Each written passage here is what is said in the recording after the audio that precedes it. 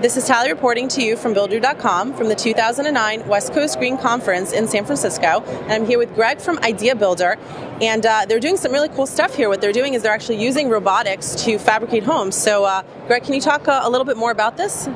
Yeah, it's actually a very standard way to build and fabricate homes in the German-speaking countries in Europe and Scandinavia. The majority of wood homes are produced this way. Why they've done this is because it's actually more energy efficient and organized ways, so it makes them affordable and it raises the quality level. And they've been doing it tens of thousands of buildings. Great. And can you talk a little bit about the process? The process is it's different from normal architectural design using CAD tools because you literally have to build the home digitally, a 3D virtual model, before you send it to the robotic fabrication lines. And most architects aren't familiar with how to do this, and what we're trying to do is introduce this system into the North American market. Some aspects of it already exist, but it's still really quite new because most architects and builders we speak with have never heard of it. So what can these robotic machines do? Actually, they can produce any kind of home. Some of the leading architects, the Zaha Hadid, Norman Foster, Frank Gehry's, are designing extraordinarily complex, big buildings. And really the only way to deal with that complexity is to use technology and robotics. So you build the entire 3D model, you send it out to fabrication, and then the builders are assemblers. They're essentially putting the building together. So basically each piece is going to be robotically fabricated, and then to put the house together, that's going to be on site?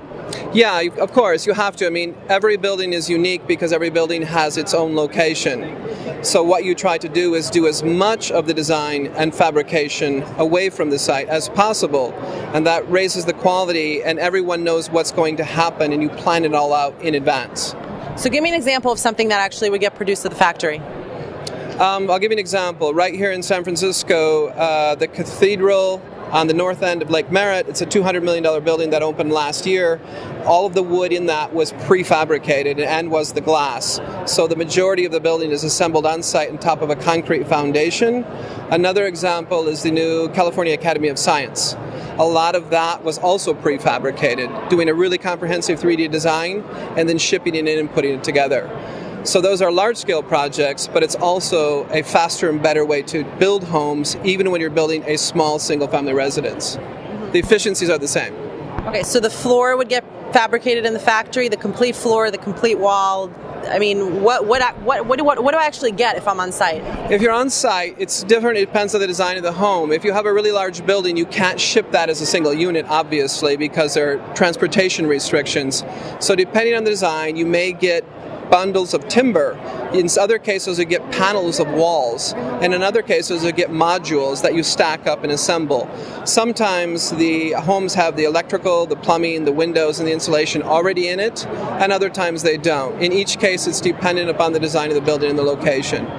Okay, great. And would the homes that you guys construct using this robotics, would they be homes that you guys have designed ahead of time and basically purchasing a house that, you know, is going to look like a whole bunch of other people's, or can I get a custom house built in this way too?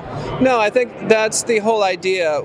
You can do mass customization. We can do and have done many entirely custom homes and custom buildings.